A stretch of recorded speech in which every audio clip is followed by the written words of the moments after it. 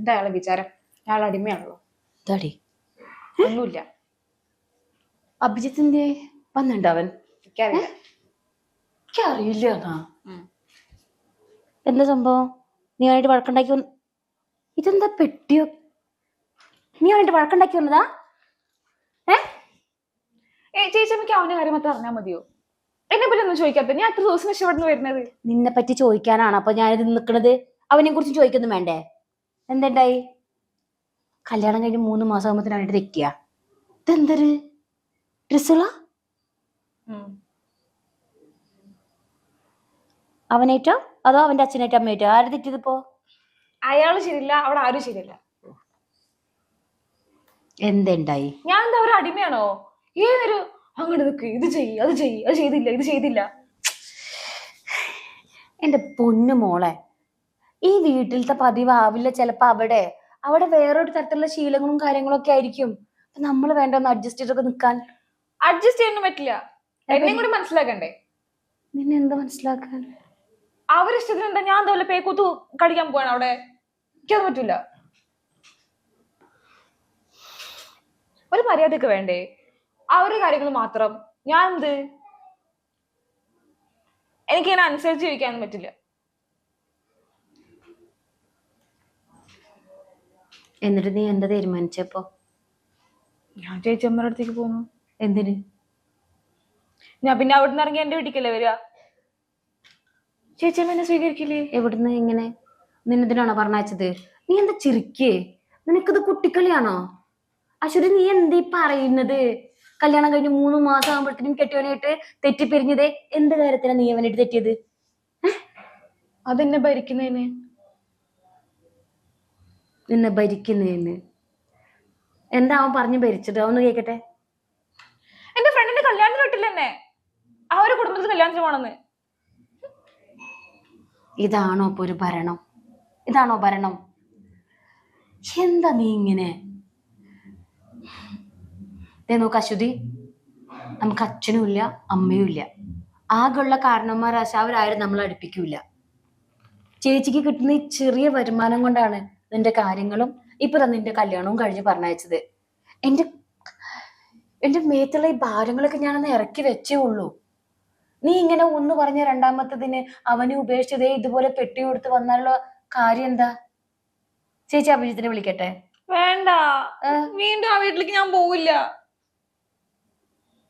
അല്ലെങ്കിൽ അയാൾ നന്നാവാൻ പറ, എന്നോട് മാപ്പ് വരാൻ പറ. നിന്നോട് മാപ്പ് പറയാൻ? നിനക്ക് നിന്റെ ഫ്രണ്ടിന്റെ കല്യാണത്തിന് പറഞ്ഞയച്ചില്ല എന്നാണോ പ്രശ്നം? ഇതുപോലെ ഓരോന്നൊക്കെ ഉണ്ട്. വേണ്ടോ ഇങ്ങനെ അടുക്കള കയറിയില്ല, അത് ചെയ്തില്ല, അത് ചെയ്തില്ല. പിന്നെ നീ എന്താണ് വിചാരിച്ചത്? കെട്ടിലമായിട്ട് അവിടെ നിൽക്കാനോ? കെട്ടിലമ്മയായിട്ട് ജീവിക്കാനാണോ നീ വിചാരിച്ചത്? അവിടെ ആരപ്പുള്ളത്? വയസ്സായ അവന്റെ അച്ഛനും അമ്മയും. വയ്യാണ്ട് നടക്കണ ആ അമ്മ വേണോടി നിനക്ക് പിന്നെ ഭക്ഷണം ഉണ്ടാക്കി തരാൻ? അതൊന്നും ഞാൻ പറഞ്ഞില്ല. പിന്നെ പിന്നെ എന്താ നീ പറഞ്ഞത്? എപ്പോഴെപ്പോഴും എന്നെ വഴക്ക് പറഞ്ഞോണ്ടിരിക്കുക. നിന്റെ കയ്യിൽ തെറ്റുണ്ടെങ്കിൽ വഴക്ക് പറഞ്ഞിരിക്കാം. കമാൻ, ഇത് പഴയ കാലമൊന്നും അല്ലല്ലോ. എന്നെ ഓവറാക്കി കഴിഞ്ഞാൽ ഞാൻ കേസ് കൊടുക്കും. നിന്നെ എനിക്കറിയാവുന്നതല്ലേ, അതിന്റെ ബാക്കിയല്ലേ അവർക്ക് അറിയുള്ളൂ. നീ ഏട് തരാന്നുള്ളത് അതെനിക്ക് മാത്രമേ അറിയുള്ളൂ. എടി, കല്യാണത്തിന് തലേ ദിവസം കൂടി നിനക്ക് മണിയറയിലേക്ക് എല്ലാം എത്തിച്ചേരുന്ന ആളിലിരുന്ന് ഞാൻ.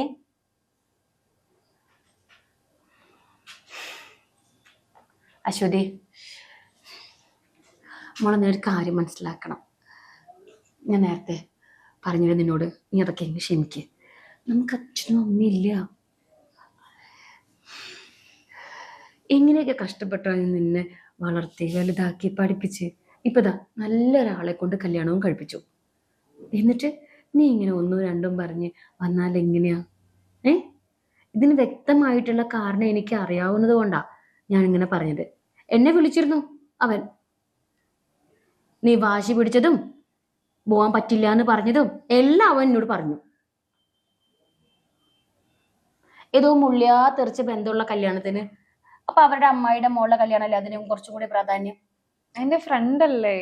ഏതോ മുള്ളിയത് 1ാം ക്ലാസ് 2ാം ക്ലാസ്സിൽ പഠിച്ച ഫ്രണ്ട്. അതിനേക്കാളും പ്രാധാന്യമില്ലേ കുട്ടിയെ മറ്റവരെ കല്യാണം? ഇല്ലെങ്കിലും അവൻ നിന്നോട് പറഞ്ഞതല്ലേ നമുക്ക് ഉച്ചയ്ക്ക് ശേഷം പോവാം, പാർട്ടിക്ക് പോവാം. അപ്പൊ നിനക്ക് അത് പറ്റില്ല. ആദ്യം അവിടെ പോയിട്ട് ഇവിടെ പോവാന്ന് അഭിഷേകിനും പറ്റില്ലല്ലോ.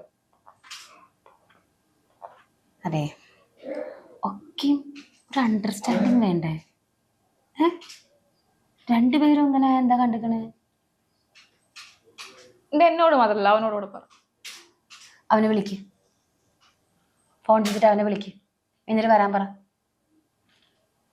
പെട്ടെന്ന് കയറി ചെന്ന് കഴിഞ്ഞാൽ എന്റെ വില പോവില്ലേ?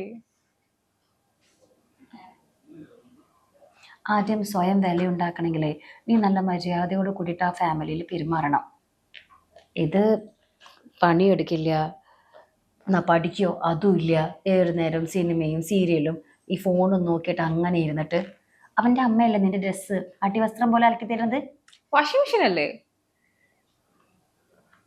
ചേച്ചിയുടെ ജീവിതം നിന്റെ മുന്നിലുണ്ട്, നീ അത് മറക്കരുത് കേട്ടോ. ചേച്ചിയുടെ പോലെ നിനക്കും ആവണോ? ആവണോ? എൻ്റെ അച്ഛനും അമ്മയും പോയിരുന്ന സമയത്ത് ഞാനുണ്ടായിരുന്നു നിന്നെ നോക്കാൻ. ഞാൻ പോയാ നീ ഇവിടെ നിന്നാൽ ആര് നിന്നെ നോക്കും? നീ പറ. നിനക്കൊരു പഠിപ്പില്ല, ജോലിയില്ല. പഠിക്കാൻ പറഞ്ഞപ്പോൾ എന്തായിരുന്നു അവസ്ഥ? അവിടെ എന്തായിരുന്നു? പഠിക്കാതെ ഉഴപ്പി നടക്കുക അല്ലേ? അതല്ലായിരുന്നു പരിപാടി. എല്ലാത്തിനും പൊട്ടി. നല്ല ക്ലാസ് മുട്ടയും വാങ്ങിയിട്ടാണ് മോള് പോകുന്നത്. അതും കഴിഞ്ഞ് സമയമായപ്പോൾ ഞാൻ കെട്ടിച്ചും വിട്ടു. ഇപ്പൊ ഈ ജോലിയും ഇല്ലാണ്ട് ഈ വീട്ടിൽ വന്നിട്ട് എന്ത് ചെയ്യാം? ഞാനുള്ള കാലം വരെ ഞാൻ നോക്കും. അത് കഴിഞ്ഞ് നിന്നെ ആര് നോക്കും? നിനക്ക് പറ്റില്ല എന്ന് ഉറപ്പാണോ അഭിജിത്തിന്റെ കാര്യം? വേണ്ടേ അവന്? എന്നാ പിന്നെ അതിനുള്ള കാര്യങ്ങൾ നോക്കാം. അത് വേണ്ട, പിന്നെ സംസാരിച്ചാ മതി. എന്ത് സംസാരിക്കാൻ? അപ്പൊ നിനക്ക് അഭിജിത്തിന് വേണം അല്ലേ? നീ ഒരു കാര്യം ചെയ്യും, ചെറിയ ചെറിയ ഇങ്ങനത്തെ പിണക്കങ്ങളൊക്കെ എല്ലാ കുടുംബജീവിതത്തിലുള്ളതാണ്. എന്ന് കരുതി അത് വലിയതാക്കാൻ നോക്കണ്ട. ഇനി നിനക്ക് പറ്റില്ലെങ്കിൽ നമുക്ക് അതിനുള്ള നടപടി നോക്കാം. നിന്നെ ഫോഴ്സ് ചെയ്തിട്ട് ചേച്ചി എന്തായാലും ഇവിടുന്ന് പറഞ്ഞേക്കില്ല. പക്ഷെ ചില കാര്യങ്ങൾ നീ മനസ്സിലാക്കണം. നമ്മൾ 10ഉം 14 വയസ്സായ കുട്ടികളൊന്നും അല്ല അല്ലേ? ആ വീട്ടിലെ ആകെയുള്ളൊരു മോനാണ് അവൻ. അവൻ്റെ അച്ഛനും അമ്മയ്ക്ക് അത്യാവശ്യത്തിൽ കൂടുതൽ പ്രായമായി. അവരാണെങ്കിലോ 2 റിട്ടയർഡ് ചെയ്തിട്ടുള്ള ആൾക്കാരാണ്. പാവങ്ങൾക്ക് വയസ്സുമായി, നടക്കാനും വയ്യ ഇരിക്കാനും വയ്യാത്തവര്. അവരെ കൊണ്ട് നീ പണിയെടുപ്പിക്കുമ്പോൾ അത് അഭിജിച്ച് ചോദിച്ചാൽ അതിലിപ്പോ എന്താ ഒരു തെറ്റ്? അല്ലേ? പിന്നെ അവൻ പറഞ്ഞ പോലെ നിനക്ക് പഠിക്കാൻ പോയിക്കൂടെ? നീ അതും ചെയ്യില്ല.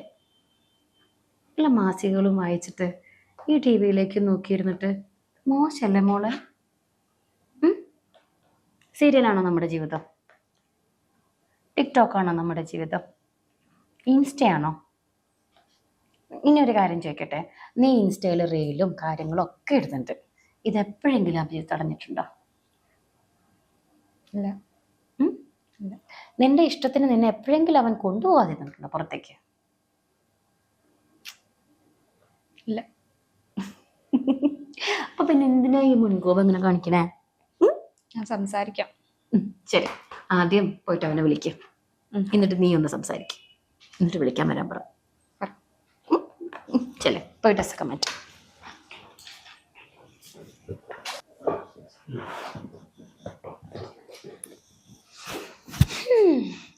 ഈ പെണ്ണിന്റെ ഒരു കാര്യം